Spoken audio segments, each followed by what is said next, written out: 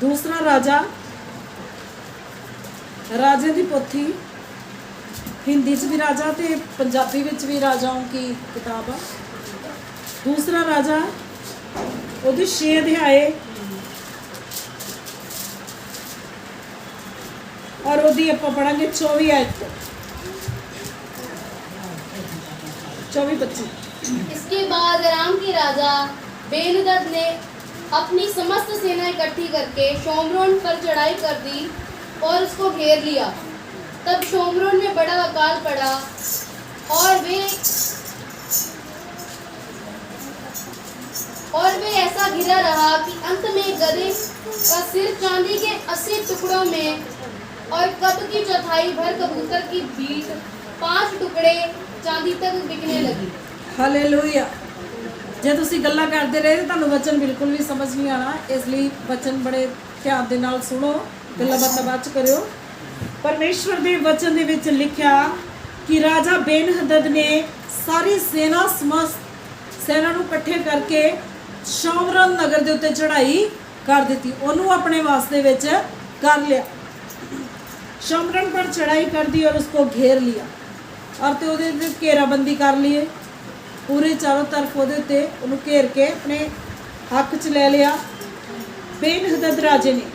और लिखिया उस नगर दे विच अजिहा काल पिया क्योंकि उन्होंने सारिया चीज़ों के उत्ते कब्जा कर लिया। और लिखा तब शोमरोन में बड़ा अकाल पड़ा और वह ऐसा गिरा रहा कि अंत तक गधे का सिर चांदी के 80 टुकड़ों में और कब की चौथाई भर कबूतर की बिठ 5 टुकड़े चांदी तक बिकने लगी। इन्ना ज़्यादा अकाल पिया, इन्ना वड्डा अकाल पिया कि गधे का सिर ते कबूतर की बिठ भी विकण लग पई। परमेश्वर के वचन के लिखा और गधे का सिर चांदी लिखा, एक गधे का सिर चांदी के 80 टुकड़ों में मिलने लगा। और इदा का काल सीगा, कबूतर की बिठ भी विकण लग पई और राजा जिहड़ा सीगा बड़ा परेशान होया। एक दिन, हाँ 26 आयत पढ़ियो। एक दिन इज़राइल का राजा शहरपनाह पर टहल रहा था कि एक स्त्री ने पुकार के उससे कहा, हे प्रभु, हे राजा, बचा। उसने कहा, यदि यहोवा तुझे न बचाए तो मैं कहाँ से तुझे बचाऊं? क्या खलिहान से या दाखरस के कुंड में से? फिर राजा ने उससे पूछा, तुझे क्या हुआ? उसने उत्तर दिया, स्त्री ने मुझसे कहा था, मुझे अपना बेटा दे कि हम आज उसे खा लें, फिर कल मैं अपना बेटा दूंगी और हम उसे भी खा जाएंगे। हालेलुया। तो परमेश्वर दा वचन सानू सिखाउंदा कि इन्ना ज़्यादा अकाल सीगा कि औरतां अपने बच्चे भी बना के खान लग पियां सी।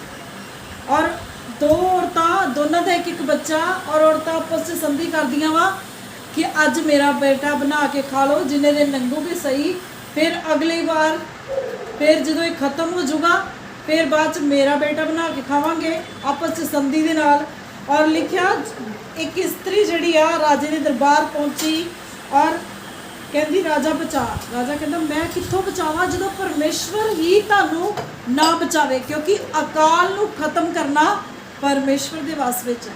कभी भी इंसान अपनी मर्जी दे नाल है अकाल नूं खत्म नहीं कर सकता। कभी भी इंसान अपनी मर्जी दे नाल अपने दिनां नूं, अपने हालात, अपनी परिस्थिति नूं बदल नहीं सकता। जिन्नी देर परमेश्वर ही इंसान के हालात परिस्थिति नूं बदलदा नहीं है, जिन्नी देर खुदा अकाल की समाप्ति नहीं करता, उन्नी देर राजा भी कह रहा कि मैं की करा, मैं तेनों कित्थों बचावां कहंदा।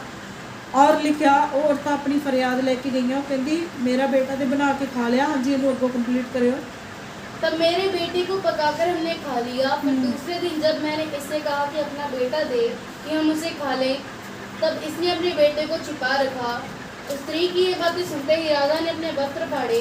वे तो शहरपनाह पर टहल रहा था। हालेलुया। ते लिखिया जदों राजे ने गल सुनी कि हाय इन्ना ज़्यादा बुरा समा आ गया कि औरतां अपने बच्चे भी पका के खान लग पियां, तो औरत कहती कि हुण इहदे बेटे की वारी, इन्हें अपने बेटे को छुपा लिया और मेरा बेटा बना के खा लिया। और राजे ने जो उस औरत वाल देखा और लिखा वो टहल रहा सी अपनी शहरपनाह दे उत्ते, अपने महल दे उपर चबारे दे उत्ते। और लिखा उन्हें जो इन्नी गल सुनी तो अपने कपड़े फाड़ दिते। और कहता इन्ना बुरा समा आ गया कहता, क्योंकि राजा पहले समय दे विच जिहड़े राजे हुंदे सीगे, अगर उन्हां दे सामने कोई रोंदा सीगा और अगर कोई ऐसी स्थिति दे विच पाया जांदा सी गरीब जां किसी दी हालत माड़ी, ते वो राजा अपने आप दे विच शर्मिंदगी महसूस करदा सी कि मेरी प्रजा मेरे राज दे विच दुखी आ, मेरी प्रजा मेरे राज दे विच आंसू बहा रही आ। और वो राजा अपने आप दे विच एक शर्मिंदा हुंदा सीगा। और इत्थे भी राजा नूं गुस्सा आया कि मैं कुछ नहीं कर सकदा, एक नां दा राजा रह गया वां, मेरे नगर दे विच मेरे देश दे विच अकाल पिया, इत्थों तक कि औरतां अपने बच्चे बना के खा रही। और उन्हें जो गुस्सा आया तो उन्हें अपने कपड़े फाड़ दिते और क्रोधवान होया, कहता कि हुण मैं कर कुछ नहीं सकता, हुण तो परमेश्वर या कुछ कर सके जां अलीशा कुछ कर सकता वा। और अलीशा दे भी उत्ते उन्हें गुस्सा आया। हाँ जी। जब लोगों ने देखा तब उनको ये देख पड़ा कि वह भीतर अपनी देह पर टाट पहने हैं। तब वे बोल उठा, यदि मैं शपात के पुत्र एलीशा का सिर आज उसके धड़ पर रहने दूं तो परमेश्वर मेरे साथ ऐसा ही वरन इससे भी अधिक करे। क्योंकि एलीशा खुदा दा दास सीगा, परमेश्वर ने उन्होंने अपने गुरु तो दुगना मसा दुगनी बरकत दी सी। उन्होंने पता कि एलीशा जो कुछ कर दे हो जाता, परमेश्वर उहदे नाल गल करदा, हर किसे दे बारे हर बेस ते परमेश्वर उहदे नाल गल करदा वा। और एलीशा दे उत्ते गुस्सा आ रहा कि एलीशा अगर कुछ बोलदा वा जां एलीशा कुछ करदा वा, परमेश्वर दे अगे कर सकदा, प्रार्थना कर सकदा, वो इन्हां हालातां नूं बदल सकदा वा।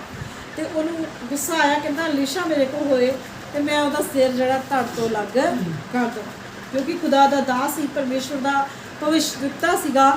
और इस करके कि उन्होंने लोगों के उत्ते तरस नहीं आ रहा कि लोग किद्दां मर रहे हैं, लोग किद्दां अकाल का सामना कर रहे हैं, और जिहड़ियां चीज़ां नहीं खाण वालियां वो भी लोगों को खाणियां पै रही। और परमेश्वर के वचन दे विच लिखिया, और उन्हें कुछ लोग अलीशा के पिछे भेज दिते कि जिथे भी अलीशा लभदा उन्होंने फड़ लो जां उन्होंने खत्म कर दो। और जदों अलीशा को पता लगा तो उन्हें की किया, हाँ जी यदि आप पढ़ांगे, हाँ यदि 7 आयत दी पहली आयत तो पढ़ेंगे। तब एलीशा ने कहा, यहोवा का वचन सुनो, यहोवा यूं कहता है, कल इसी समय शोमरोन के फाटक में सेया भर मैदा 1 शकेल में और 2 सेया जौ भी 1 शकेल में बिकेगा। हालेलुया। 1 शकेल मतलब 7 लीटर लिखा थे, मतलब सस्ता हो जाऊगा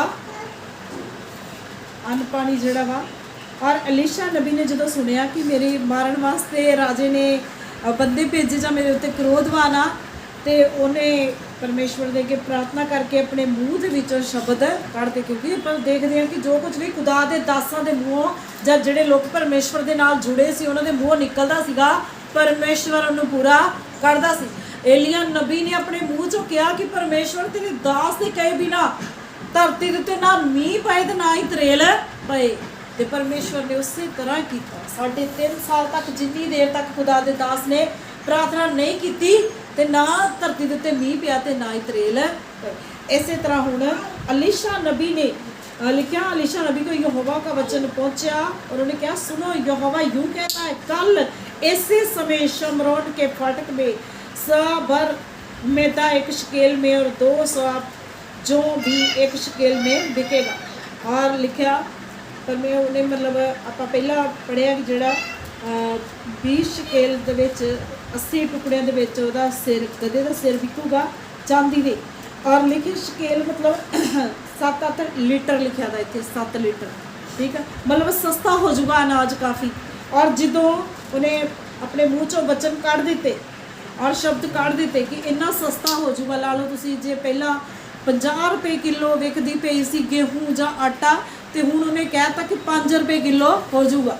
और जिद्दां और सुन लिया तो इहदी 2 आयत अगे, तब उस सरदार ने जिसके हाथ पर राजा तकिया करता था परमेश्वर के भक्त को उत्तर देकर कहा, सुन चाहिए यहोवा आकाश के झरोखे खोले तो भी क्या ऐसी बात हो सकेगी। उसने कहा, सुन तो ये अपनी आंखों से तो देखेगा परंतु उस अन्न में से कुछ ना खाने पाए। हालेलुया।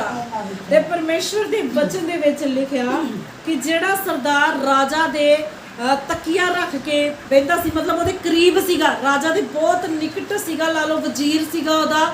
ਔਰ ਪਰਮੇਸ਼ਵਰ ਦੇ ਵਚਨ ਚ ਲਿਖਿਆ, ਉਹ ਕਹਿੰਦਾ ਸੁਣ ਜੋ ਕੁਝ ਵੀ ਅਲੀਸ਼ਾ ਤੂੰ ਕਹਿ ਦਿੱਤਾ, ਭਾਵੇਂ ਪਰਮੇਸ਼ਵਰ ਯਹੋਵਾ ਆਕਾਸ਼ ਦੇ ਝਰੋਖੇ ਵੀ ਖੋਲ ਦੇ, ਕਦੀ ਨਹੀਂ ਹੋ ਸਕਦਾ। 50 ਤੋਂ 5 ਰੁਪਏ ਤੱਕ ਕਦੀ ਵੀ ਰੇਟ ਘਟ ਨਹੀਂ ਸਕਦਾ। ਜੇ ਅੱਜ 50 ਰੁਪਏ ਤੇ ਕੱਲ 5 ਰੁਪਏ ਕਿੱਦਾਂ ਹੋ ਜਾਊਗਾ? ਉਹ ਕਹਿੰਦਾ ਕਦੀ ਵੀ ਨਹੀਂ ਹੋਊਗਾ, ਭਾਵੇਂ ਪਰਮੇਸ਼ਵਰ ਆਕਾਸ਼ ਦੇ ਝਰੋਖੇ ਵੀ ਖੋਲ ਦੇ। ਔਰ ਕਹਿੰਦਾ ਪਰ ਦੇਖ ਤੂੰ ਵਿਸ਼ਵਾਸ ਨਹੀਂ ਕੀਤਾ। ਅਲੀਸ਼ਾ ਕਹਿੰਦਾ ਤੂੰ ਪਰਮੇਸ਼ਵਰ ਦੇ ਉੱਤੇ, ਕਿਉਂਕਿ ਇਹ ਵਚਨ ਖੁਦਾ ਵੱਲੋਂ ਅਲੀਸ਼ਾ ਨੂੰ ਆਇਆ ਸੀ। ਔਰ ਅਲੀਸ਼ਾ ਕਹਿ ਰਿਹਾ ਕਿ ਤੂੰ ਪਰਮੇਸ਼ਵਰ ਦੇ ਵਚਨਾਂ ਦੇ ਉੱਤੇ ਵਿਸ਼ਵਾਸ ਨਹੀਂ ਕੀਤਾ, ਇਸ ਕਾਰਨ ਤੂੰ ਇਹ ਸਭ ਕੁਝ ਦੇਖੇਂਗਾ ਤੇ ਜ਼ਰੂਰ, ਪਰ ਉਹਦੇ ਵਿੱਚੋਂ ਖਾ ਕੁਝ ਵੀ ਨਹੀਂ ਸਕੇਗਾ। ਇਹ ਤੇਰੀ ਸਜ਼ਾ ਵਾ ਕਿ ਤੂੰ ਖਾ ਨਹੀਂ ਪਾਏਗਾ ਕੁਝ ਵੀ, ਕਿਉਂਕਿ ਤੂੰ ਖੁਦਾ ਦੇ ਵਚਨ ਦੇ ਉੱਤੇ ਵਿਸ਼ਵਾਸ ਨਹੀਂ ਕੀਤਾ। ਕਿਉਂਕਿ ਪ੍ਰਭੂ ਦਾ ਵਚਨ ਕਦੇ ਵੀ ਅਵਿਰਥਾ ਨਹੀਂ ਜਾਂਦਾ, ਕੋਈ ਅੱਖਰ ਬਿੰਦੂ ਪੂਰੇ ਹੋਏ ਤੋਂ ਬਗੈਰ ਨਹੀਂ ਰਹਿੰਦਾ। ਔਰ ਪਰਮੇਸ਼ਵਰ ਦੇ ਵਚਨ ਦੇ ਵਿੱਚ ਲਿਖਿਆ, ਹਾਂਜੀ ਇਹਦੀ 3 ਆਇਤ ਵੀ ਪੜਿਓ।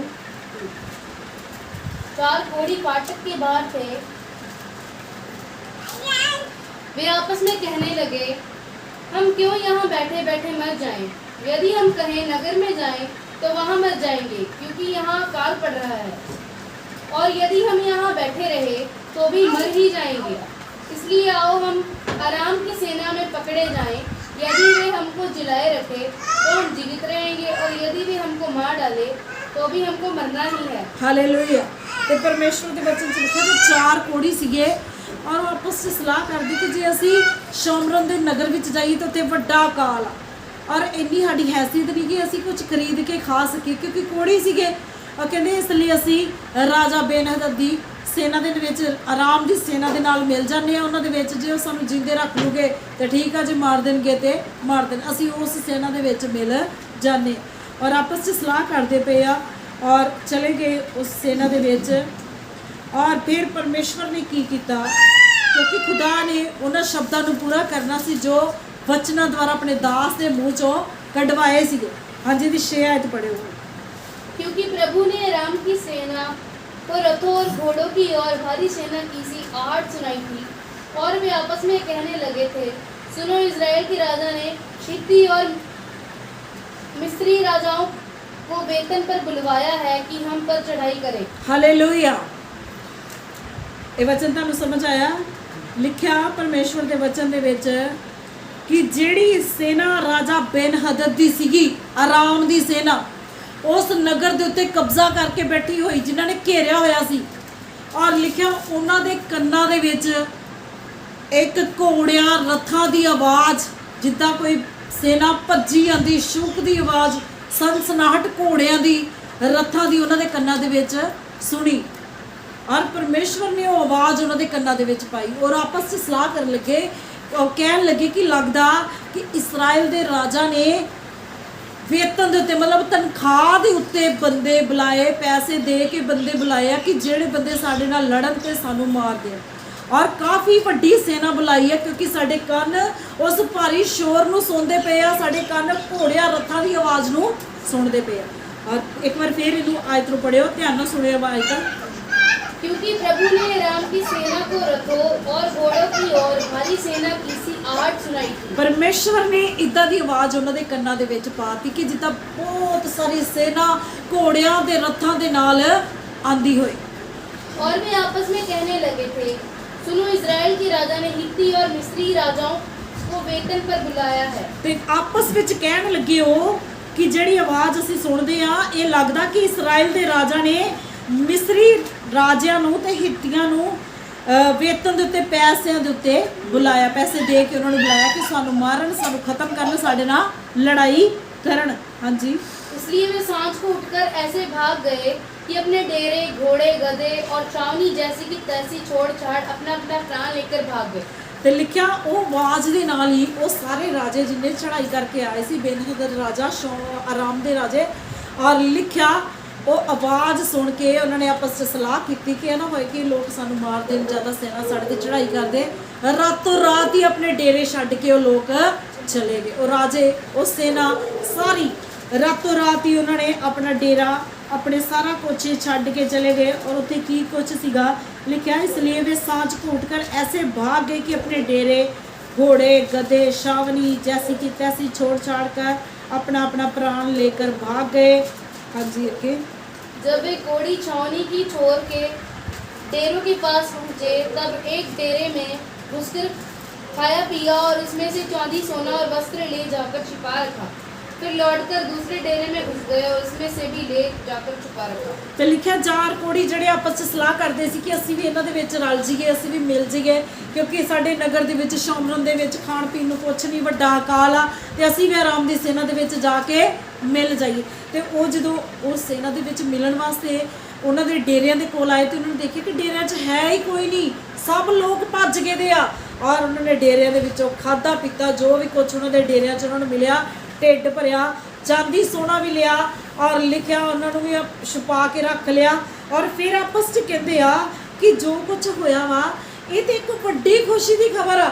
ਔਰ ਆਪਾਂ ਚਾਂਦੀ ਸੋਨੇ ਆਪਾਂ ਆਪਣੇ ਆਪਣੇ ਢਿੱਡ ਦੀ ਚਿੰਤਾ ਕਰਦੇ ਪਏ ਆ, ਆਪਣੀ ਆਪਣੀ ਚਿੰਤਾ ਕਰਦੇ ਪਏ ਆ ਔਰ ਆਪਾਂ ਸੋਨੇ ਚਾਂਦੀ ਆਪਣੇ ਹੀ ਕਰਦੇ ਪਏ। ਪਰ ਜੋ ਕੁਝ ਵੀ ਹੋਇਆ ਇਹ ਆਨੰਦ ਦੀ ਖਬਰ ਆ, ਇੱਕ ਵੱਡਾ ਸੁਸਮਾਚਾਰ ਆ ਤੇ ਅਸੀਂ ਇਹ ਜਾ ਕੇ दसीए राजे नूं सुनाइए इस समाचार ताकि ਇਹਦੀ खुशी मनाई जाए कि परमेश्वर ने एक बड़ा रास्ता खोलिया वा। और जो उन्हें जाके उन्होंने चार कोड़ियां ने जाके दसिया राजे नूं कि इस तरह लोग भज गए, उत्थे कोई भी नहीं हैगा। और राजे नूं यकीन नहीं होया और राजे ने विश्वास नहीं किया। राजे ने पहला अपने सैनिक भेजे कि जाके देख के आओ इस तरह वा कि जाए चार कोड़ी मिले हुए उन्होंने नाल कि सानू मरवाण वास्ते इदा करते पे है कि साडे बंदे उत्ते जाणगे ते उन्होंने मार देणगे। उन्होंने जाके पहला उत्ते जिद्दां तहकीकात की तो उत्थे सब कुछ उदा ही सीगा, सब भज गए लोग। और परमेश्वर का वचन दसदा कि उन्होंने जाके उत्थों सब कुछ जो भी उन्होंने उन्होंने चुराया सीगा, जो भी उन्होंने लुट्टिया पट्टिया सीगा, सब उन्होंने डेरिया चों लियांदा और अकाल दी समाप्ति का समा आ गया। अज ये 16 आयत पढ़े हो। तब लोगों ने निकलकर आराम के डेरों को लूट लिया और यहोवा के वचन के अनुसार 1 सेया मैदा 1 शकेल में और 2 सेया जौ 1 शकेल में बिकने लगी। ते जो कुछ भी खुदा के दास के मुँह निकलिया सी लोगों ने जाके उन्होंने डेरिया के विचों बहुत सारी अनाज नूं इकट्ठिया किया, बहुत सारी चांदी सोना रुपया पैसा जो भी उन्होंने छाउणियां दे विच सीगा सब उन्होंने इकट्ठा किया और अकाल की समाप्ति हो गई। और लिखिया जिद्दां खुदा दे दास अलीशा के मूँह चों शब्द निकले सी, वचन निकले तो वो वचन पूरे हो गए।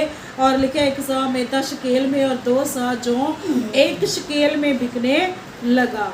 उस तरीके ना हो गया। और हाँ जी अगों।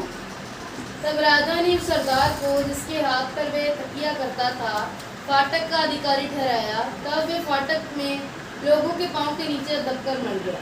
और लिखा उस तकिए वाले ने उस सरदार नूं जिहड़ा कहंदा सी परमेश्वर आकाश दे झरोखे भी खोले तो हो नहीं सकता, उन्होंने भेजा कि तू जाके उस गेट कीपर जिथों दी अंदर प्रवेश करीदा वा उत्थे जाके खड़ा हो और उत्थे माहौल नूं पूरी कंट्रोल दे विच रख। क्योंकि जो अकाल खत्म हुंदा ते लोग बहुत एक हफड़ा दफड़ी दे विच हुंदे आ और लोगों के दिल 'च एक डर हुंदा कि हाय फिर अकाल दा समा ना आ जाए, जो मिलदा वो इकट्ठा करके घरां नूं लै जाइए। और बहुत सारे लोग डेरियां विच छावणियां विच और बड़े होए सीगे और जदों हालात नूं कंट्रोल करने वास्ते उत्थे पहुंचिया तो लोगों ने उहदी कोई भी सुनी नहीं। लोकी लै के अपने घरां नूं जा रहे सी, जो कुछ भी उन्होंने मिलता पिया सी ते लिखिया लोगों ने उहदी परवाह नहीं की। ये नहीं कहा भी राजे का सरदार आ जां किद्दां वा और लोगों के पैरां थले दब के वो मर गया। क्योंकि खुदा दे दास ने कहा सी तू देखेगा जरूर पर उहदे विचों खा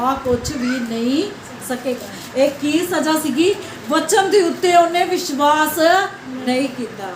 ते खुदा दा वचन सानू की सिखाउंदा कि जो भी वचन सानू गाइड करता, जो सानू सिखाउंदा सी उस वचन के उत्ते विश्वास करना। क्योंकि असीं जाणदे आ परमेश्वर वास्ते कुछ भी औखा नहीं, साडा परमेश्वर सब कुछ करन दी सामर्थ रखदा। और परमेश्वर के वचन च हाँ जी अगों पढ़ियो थोड़ा। ये परमेश्वर के भक्त के उस वचन के अनुसार हुआ जो उसने राजा के उसके यहाँ आने के समय कहा था। परमेश्वर के भक्त ने जैसा राजा से ये कहा था, कल इसी समय शोमरोन के फाटक में 2 जो 1 शकेल में और 1 सेया मैदा 1 शकेल में बिकेगा वैसा ही हुआ। ਹਾਂ ਤੇ ਕਹਿੰਦੇ ਪਰਮੇਸ਼ਵਰ ਦੇ ਵਚਨ 'ਚ ਲਿਖਿਆ ਕਿ ਜੋ ਕੁਝ ਵੀ ਖੁਦਾ ਦੇ ਦਾਸ ਦੇ ਮੂੰਹ ਨਿਕਲਿਆ ਸੀ ਉਸੇ ਤਰੀਕੇ ਨਾਲ ਹੋਇਆ ਜਿੱਦਾਂ ਉਹਨੇ ਬੋਲਿਆ ਸੀਗਾ ਉਸੇ ਤਰੀਕੇ ਨਾਲ ਹੋ ਗਿਆ। ਹਾਂਜੀ ਇਹਨੂੰ ਕੰਪਲੀਟ ਕਰ ਦਿਓ। और उस सरदार ने परमेश्वर के भक्त को उत्तर देकर कहा था, सुन, चाहिए हवा आकाश के झरोखे खोले तो भी क्या ऐसी बात हो सकेगी? और उसने कहा था, सुन, तू ये अपनी आंखों से तो देखेगा परंतु उस अन्न में से खाने ना पाएगा। सत्य। उसके साथ ठीक वैसा ही हुआ। अतएव वह फाटक में लोगों के पांव के नीचे दबकर मर गया। ਹਾਲੇਲੂਇਆ। ਤੇ ਪਰਮੇਸ਼ਵਰ ਦੇ ਵਚਨ 'ਚ ਲਿਖਿਆ ਜਿੱਦਾਂ ਖੁਦਾ ਦੇ ਦਾਸ ਦੇ ਮੂੰਹ ਨਿਕਲਿਆ ਸੀ ਉਦਾਂ ਹੀ ਸਭ ਕੁਝ ਹੋ ਗਿਆ। ਔਰ ਇਸ ਲਈ ਜਿੰਨੇ ਵੀ ਲੋਕ ਪਰਮੇਸ਼ਵਰ ਦੀ ਦੁਆ ਪ੍ਰਾਰਥਨਾ ਕਰਨ ਵਾਲੇ ਲੋਕ ਆ ਔਰ ਉਹ ਇਹ ਨਾ ਕਹਿਣ ਕਿ ਅਸੀਂ ਪਤਾ ਨਹੀਂ ਇੱਦਾਂ ਹੀ ਬੋਲਦੇ ਰਹਿੰਦੇ ਆ। ਜੋ ਕੁਝ ਤੁਸੀਂ ਵਿਸ਼ਵਾਸ ਦੇ ਨਾਲ ਆਪਣੇ ਮੂੰਹ 'ਚੋਂ ਬੋਲਦੇ ਹੋ ਖੁਦਾ ਉਹਨੂੰ ਤੁਹਾਡੇ ਵਾਸਤੇ ਤੁਹਾਡੇ ਜੀਵਨ ਦੇ ਵਿੱਚ ਕਰਨ ਦੀ ਸਾਮਰਥ ਰੱਖਦੇ ਆ। ਔਰ ਇਸ ਲਈ ਆਪਣੇ ਜੀਵਨ ਵਾਸਤੇ ਵਧੀਆ ਸ਼ਬਦ ਆਪਣੇ ਮੂੰਹ 'ਚੋਂ ਕੱਢਣੇ ਆ। ਪਰਮੇਸ਼ਵਰ ਤੁਹਾਡੇ ਸ਼ਬਦਾਂ ਨੂੰ ਪੂਰਾ ਕਰਦੇ, ਤੁਹਾਡੇ ਸ਼ਬਦਾਂ ਨੂੰ ਸੁਣਦੇ ਆ। ਪਰਮੇਸ਼ਵਰ ਵਚਨ ਦੇ ਵਿੱਚ ਲਿਖਿਆ ਆਪਣੇ ਮੂੰਹ 'ਚੋਂ ਸ਼ਰਾਬ ਅਸੀਂ ਆਪਣੇ ਮੂੰਹ ਦੇ ਵਿੱਚੋਂ ਆਸ਼ੀਸ਼ ਲੈਂਦੇ ਆ। ਔਰ ਇਸ ਲਈ ਜੇ ਸਾਡੀ ਜ਼ੁਬਾਨ ਦੇ ਦੁਆਰਾ ਪਰਮੇਸ਼ਵਰ ਸਭ ਕੁਝ ਕਰਦੇ ਆ ਤਾਂ ਅਸੀਂ ਆਪਣੀ ਜ਼ੁਬਾਨ ਤੋਂ ਆਪਣੇ ਲਈ ਵਧੀਆ ਬੋਲਣਾ, ਦੂਸਰਿਆਂ ਲਈ ਵੀ ਵਧੀਆ ਬੋਲਣਾ ਔਰ ਦੂਸਰਿਆਂ ਨੂੰ ਵੀ ਕਦੀ ਵੀ ਮਾੜਾ, ਕਦੀ ਫਟਕਾਰ, ਕਦੀ ਵੀ ਦੂਸਰਿਆਂ ਵਾਸਤੇ ਬੁਰੇ ਸ਼ਬਦ ਯੂਜ਼ ਨਹੀਂ ਕਰਨੇ। ਪਰਮੇਸ਼ਵਰ ਦਾ ਵਚਨ ਦੱਸਦਾ ਕਿ ਸੋਤੇ ਦੇ ਵਿੱਚੋਂ ਇੱਕੋ ਜਿਹਾ ਹੀ ਜਲ ਨਿਕਲਦਾ। ਔਰ ਇਸੇ ਤਰ੍ਹਾਂ ਪਰਮੇਸ਼ਵਰ ਦਾ ਵਚਨ ਸਾਨੂੰ ਸਿਖਾਉਂਦਾ ਕਿ ਚਾਹੇ ਅੱਜ ਸਾਡੇ ਹਾਲਾਤ ਕਿੱਦਾਂ ਦੇ ਆ, ਪਰਿਸਥਿਤੀਆਂ ਕਿੱਦਾਂ ਦੀਆਂ ਵਾ, ਪਰ ਉਹ ਪਰਮੇਸ਼ਵਰ ਹਾਲਾਤਾਂ ਪਰਿਸਥਿਤੀਆਂ ਨੂੰ ਬਦਲਣ ਵਾਲਾ ਖੁਦਾ ਵਾ। ਉਹਦੇ ਲਈ 1 ਮਿੰਟ ਹੀ ਬਹੁਤ ਆ ਤੁਹਾਡੇ ਹਾਲਾਤ ਤੇ ਪਰਿਸਥਿਤੀਆਂ ਨੂੰ ਬਦਲਣ ਵਾਸਤੇ। ਸਿਰਫ ਤੁਸੀਂ ਵਿਸ਼ਵਾਸ ਕਰਨਾ ਉਸ ਪਰਮੇਸ਼ਵਰ ਦੇ ਉੱਤੇ ਤੇ ਉਹਨਾਂ ਦੇ ਵਚਨਾਂ ਦੇ ਉੱਤੇ। ਕਦੀ ਵੀ ਨਾ ਫਰਮਾਨੀ ਨਹੀਂ ਕਰਨੀ, ਕਦੀ ਬੜਬੜਾਉਣਾ ਨਹੀਂ, ਕੁੜਕੜਾਉਣਾ ਨਹੀਂ। ਆਪਣੇ ਹਾਲਾਤ ਕਦੀ ਹੋ ਸਕਦਾ ਕਿ ਸਾਡੇ ਹਾਲਾਤ ਇਸ ਸਮੇਂ ਮਾੜੇ ਆ ਜਾਂ ਸਾਡੇ ਹਾਲਾਤ ਚੰਗੇ ਨਹੀਂ ਆ। ਆਪਾਂ ਜਾਣਦੇ ਕਿ ਜਦੋਂ ਇਸਰਾਇਲੀ ਮਿਸਰ ਦੇਸ਼ ਦੇ ਵਿੱਚੋਂ ਨਿਕਲ ਰਹੇ ਸੀ ਇੱਕ ਆਫਤ ਸੀਗੀ ਉਹਨਾਂ ਦੇ ਪਿੱਛੇ ਲੱਗੀ ਹੋਈ, ਉਹਨਾਂ ਨੂੰ ਮਾਰਨ ਵਾਲੇ ਵੀ ਉਹਨਾਂ ਦੇ ਪਿੱਛੇ ਆ ਰਹੇ ਸੀ, ਪਰ ਉਹ ਨਹੀਂ ਸੀ ਜਾਣਦੇ ਕਿ ਸਾਡੀ ਪਰੇਸ਼ਾਨੀ ਦਾ ਹੱਲ ਵੀ ਇਸ ਸਮੁੰਦਰ ਦੇ ਵਿੱਚ ਹੀ ਹੋਣਾ ਜਿਸ ਸਮੁੰਦਰ ਦੇ ਵਿੱਚੋਂ ਦੀ ਅਸੀਂ ਲੰਘਣਾ, ਤੇ ਉਹਨਾਂ ਦੀ ਪਰੇਸ਼ਾਨੀ ਵੀ ਉਸ ਸਮੁੰਦਰ ਦੇ ਵਿੱਚ ਹੀ ਨਾਸ਼ ਹੋਈ ਸੀ। ਇਸੇ ਤਰ੍ਹਾਂ ਜਿਸ ਪਰੇਸ਼ਾਨੀ ਦੇ ਵਿੱਚ ਅਸੀਂ ਹੈਗੇ ਆ ਔਰ ਜੋ ਪਰੇਸ਼ਾਨੀ ਸਾਡੇ ਜੀਵਨ ਦੇ ਵਿੱਚ ਆ ਇਹਦੇ ਵਿੱਚੋਂ ਲੰਘ ਕੇ ਹੀ ਸਾਡੇ ਦੁੱਖ ਦੀ ਸਮਾਪਤੀ ਹੋਣੀ ਆ। ਔਰ ਪਰਮੇਸ਼ਵਰ ਨੇ ਸਾਨੂੰ ਆਜ਼ਾਦ ਕਰਨਾ, ਸਾਡੇ ਦੁੱਖ ਨੂੰ ਵੀ ਖਤਮ ਕਰਨਾ ਵਾ। ਔਰ ਇਸ ਲਈ ਕਦੀ ਵੀ ਆਪਣੇ ਖੁਦਾ ਤੇ ਕੋੜ ਕਰਾਉਣਾ ਨਹੀਂ ਆ, ਬੜਬੜਾਉਣਾ ਨਹੀਂ ਆ। ਪਰਮੇਸ਼ਵਰ ਤੁਹਾਡੇ ਲਈ ਵਧੀਆ ਰਾਸਤੇ ਖੋਲ੍ਹਦੇ ਆ, ਤੁਹਾਡੇ ਦੁੱਖਾਂ ਨੂੰ ਜਾਣਦੇ ਆ, ਤੁਹਾਡੇ ਹਾਲਾਤਾਂ ਨੂੰ ਜਾਣਦੇ ਆ। ਪਰਮੇਸ਼ਵਰ ਕੁਛ ਵੀ ਉਹਦੀਆਂ ਨਿਗਾਹ ਤੋਂ ਛੁਪਾ ਹੋਇਆ ਨਹੀਂ, ਸਭ ਕੁਝ ਖੁੱਲ੍ਹਾ ਉਸ ਪਰਮੇਸ਼ਵਰ ਦੇ। ਔਰ ਇਸ ਲਈ ਕਦੀ ਵੀ ਕਹਿਣਾ ਕਿ ਪ੍ਰਭੂ ਨੇ ਪਤਾ ਨਹੀਂ ਅੱਖਾਂ ਹੀ ਬੇਟੀਆਂ ਹੋਈਆਂ, ਸਭ ਵੇਖਦਾ, ਤੁਹਾਡੇ ਸਬਰ ਸਿੱਧਕ ਨੂੰ ਖੁਦਾ ਜਾਣਦਾ ਵਾ।